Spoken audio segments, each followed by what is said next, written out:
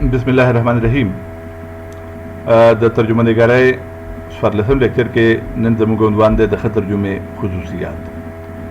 نن به په دې لیکچر کې مونږه د ښه ترجمې خصوصیات ګورو چې هغه کوم خصوصیات دي چې د کوم په وجه مونږ یو ترجمې ته ښه ترجمه ویلی شو. دا خصوصیات اوس مونږ ته مخامخ راځي.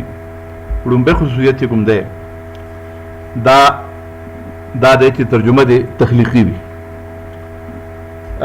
کریشن یا تخلیق چې څوک د ځان نه څه ولیکي، افسانه لیکي، ډرامه لیکي، نظم لیکي، غزل لیکي، نو هغه د هغه تخلیق دی. ترجمه نگار چې کوم دی نو دی د بل د تخلیق په خپلې ژبې کې ترجمه کوي. هغه د خپل تخلیق نه وي، د بلې ژبې شاعري اخلي او په خپلې ژبې کې د هغې ترجمه کوي، د بلې ژبې افسانه اخلي او د هغې ترجمه په خپلې ژبې کې کوي، د بلې ژبې ناول اخلي او د هغې ترجمه په خپلې ژبې کې کوي، د بلې ژبې د هرې موضوع باندې چې څه کتاب وي د هغې ترجمه په خپلې ژبې کې کوي. نو هغه کتاب، هغه شاعري، هغه افسانه، هغه ادبپاره چې کومه ده هغه د بلې ژبې د یو ادیب یا د یو شاعر تخلیق وي، خو دی د ترجمې په ذریعه دغه تخلیق خپلې ژبې ته منتقل کوي. نو پکار دا ده چې د ده په دې ترجمې کې د تخلیقي رنګ پیدا شي. تخلیقي رنګ نه مراد دا دی چې یو کس که دغه ترجمه لولي نو په دې ترجمې کوم هغه ته هغه فصاحت، هغه بلاغت، هغه ښکلا میلاو شي چې کومه په تخلیق کې وي، او هغه دغه په زړه کې د ګمان پیدا نه شي چې دا د بلې ژبې نه ترجمه ده. ترجمه دې په داسې انداز کې چې هغه ترجمه نه معلومیږي بلکې تخلیق دې معلومیږي. بل هم وګورئ فصاحت او بلاغت، دا هم ترجمې لپاره ضروري ده چې ترجمه نگار په داسې انداز کې ترجمه کړي وي چې په هغې کې فصاحت هم وي او بلاغت هم وي.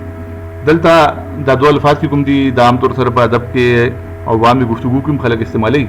دا ترکیب خلک وایي چې فصاحت دی او بلاغت دی. عام طور سره د دې زه لږ وضاحت کوم چې عام خلک چې کله یو خبره د چا په مونږ باندې ښه ولګي، د چا تقریر په مونږ باندې ښه ولګي، د چا بیان په مونږ باندې ښه ولګي، نو مونږ وایو چې د هغه په تقریر کې، د هغه په خبرو کې، د هغه په بیان کې فصاحت او بلاغت. نو فصاحت او بلاغت چې کوم دی دا دراصل د کلام خوبي ده. کلام نه مراد شاعري هم ده، نثر هم دی، تقریر هم دی، بیان هم دی، هر څه چې دي کلام خبرې ته وي برابر کې. نو فصاحت او بلاغت د کلام خوبي ده. فصاحت مراد دا ده چې ژبه چې کومه ده د کلام هغه د بې عیبه وي، یعنی کلام کې د ګرامر غلطي، د مذکر مؤنث غلطي، د واحد جمع غلطي، د صرف و نحو غلطي، هیڅ قسم غلطي، د محاورې غلطي، د روزمرې دې غلطونه د کلام پاک وي، نو دې ته فصاحت ویلی شي. او بلاغت د کلام دا خوبي ده چې ته څه خبره کوې هغه د پوره بل ته ورسي. یعنی که یو کس څه خبره کوي، زه یو خبره تاسو ته پوه کول غواړم، تاسو په ذهن کې اچول غواړم او زه پوره هغه خبره تاسو ته ورسوم او ستاسو ذهن ته هغه خبره ورسي، نو دا زما بلاغت دی، یعنی کمیونیکیشن دی. او که زه یو اوږد تقریر وکړم لیکن خپله هغه خبره چې کومه ده نو هغه ستاسو ذهن کې کینولو کې زه ناکام پاتې شم، نو دا زما د بلاغت کمزوري ده.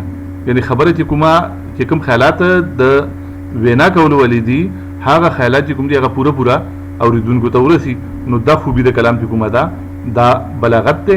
او کلام کې څه عیب نه وي، کلام کې څه غلطي نه وي، نو دا خوبي چې کومه ده دا فصاحت دی. نو په ترجمې کې هم د دواړو خوبیانې پکار دي چې هغې کې فصاحت هم وي او بلاغت هم وي. پیدا تاسو وګورئ د ترجمې د ژبې د روزمرې او محاورې او ګرامر خیال ساتل.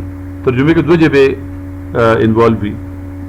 یوه ژبه چې کومه ده نو هغه سورس لینګویج دی او بله ژبه چې کومه ده نو هغه ټارګټ لینګویج دی. سورس لینګویج هغه ژبه ده چې کومې نه موږ ترجمه کوو، او ټارګټ لینګویج هغه ژبه ده چې کومې ژبې کې موږ ترجمه کوو.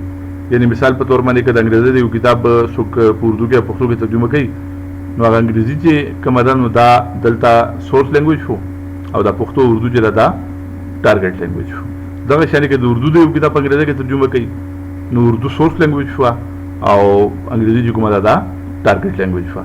نو پکار دا ده چې د ترجمې دا ژبه چې کومه ده ځکه چې ترجمه نګار چې کوم دی نو هغه د بلې ژبې نه ترجمه کوي او په خپلې ژبې کې پیش کوي. نو د ترجمې ژبه یعنې د ترجمه نګار خپله ژبه چې کومه ده یا کومې ژبې کې چې ترجمه نګار ترجمه کوي د هغې ژبې د روزمرې او د محاورې مغه او د ګرامر مغه پوره خیال ساتلی وي په ترجمه کې. نو دا هم یو ښه ترجمې دپاره ضروري ده او دا هم د ښه ترجمې خصوصیت دی. بیا ترجمې دپاره د ښه او غوره ادبپارې انتخاب دا هم یو اهم خبره ده. مثال په طور باندې که یو کس له د ترجمې کولو شوق وي نو هغه له پکار دا دي چې هغه د بلې ژبې یو غوره ادبپاره منتخب کړي خپل د شوق پوره کولو دپاره. یا شوق هم دی ضرورت هم دی که د یو ژبې کې ضرورت وي او بعضې خلک شوقي هم ترجمې کوي لیکن پکار دا ده چې ادبپاره دی غوره ادبپاره. د انګریزۍ نه په پښتو کې ترجمه کوئ یا په اردو کې ترجمه کوئ نو د انګریزۍ یو غوره ماسټر پیس چې کوم د ادب دی د هغې انتخاب کول پکار دي. داسې نه دی چې کوم یو کتاب یا کوم افسانه یا کوم یو سټوري یا څه شی چې میلاو شو د هغې د سړی ترجمه وکړي. ترجمې دپاره د غوره ادبپارې انتخاب چې دی دا ډېر ضروري دی. غوره ادبپاره دا ده چې د بلې ژبې چې کومه ادبپاره ترجمې دپاره منتخب کېږي چې په هغه ژبې کې هم د هغې اهمیت وي. هغه یو هم ناول وي، هغه یو هم افسانه وي، هغه یو هم شاعري او دغه شانې د هغې دا اهمیت هم پکار دی چې خپلې ژبې والو ته هم د هغې څه فایده ورسي. یعنی یو مفید ادبي پاره چې کومه ده هغه دې وي چې د هغې نه د کومې ژبې کې موږ ترجمه کوو د هغه ژبې لوستونکو ته هم څه فایده ورسي او هغو دپاره هم هغې کې افادیت وي او هغه مفیده وي. بیا بل پوینټ دا دی د متن پیروي. د متن پیروي چې کومه ده دا داسې د دې دا مطلب دی چې هغه ټیکسټ هغه متن هغه تحریر چې د کوم ترجمه تاسو کوئ نو هغه متن دی تاسو به د هغې پیروي کوئ.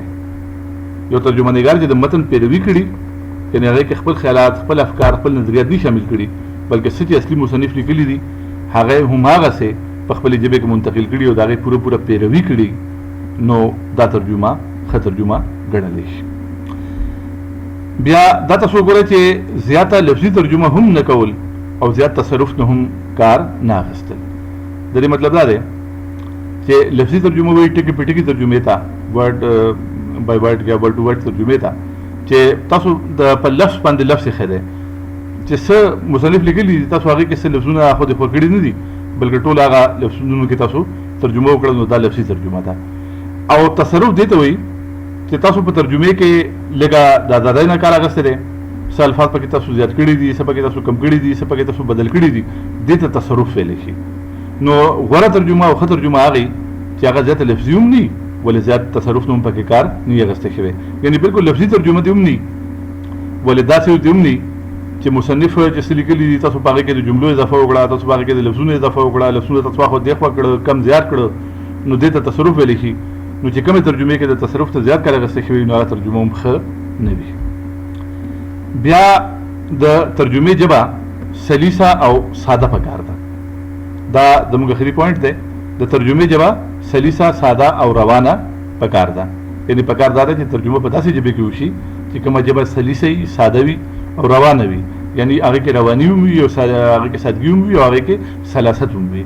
دا هم ترجمې لپاره ضروري خبره ده ځکه که ترجمه تاسو په مشکلې ژبه کې او په تکلفاتو پر تکلف ژبې کې وکړه نو هغه ترجمه به د هغې مطلب به صحیح ستاسو لوستونکو ته نه رسي. نو پکار ده چې ترجمې کې سادګي او سلاست هم وي چې هغه ترجمه اسانۍ سره د خلکو په دغه کې راشي خلک په هغې باندې پوه شي او هغه خلکو دپاره ګرانه نه وي. نو دا د ترجمې یو څو نکات وو چې د ښه ترجمې څه خصوصیات دي. د ښه ترجمې غټ خصوصیات چې کوم دي هغه هم دغه دي چې ترجمه تخلیقي وي هغې کې فصاحت او بلاغت وي هغې کې د روزمرې او د محاورې او د ګرامر خیال ساتلی شوی وي او ترجمې دپاره د بلې ژبې د یو غوره ادبپارې او ښه ادبپارې ترجمه شوي وکړی شي او زیاته لفظي هم نه وي او زیات تصرف هم پکې کار نه وي اخیستی شوی او د ترجمې ژبه سلیسه ساده او روانه وي. د الله په امان.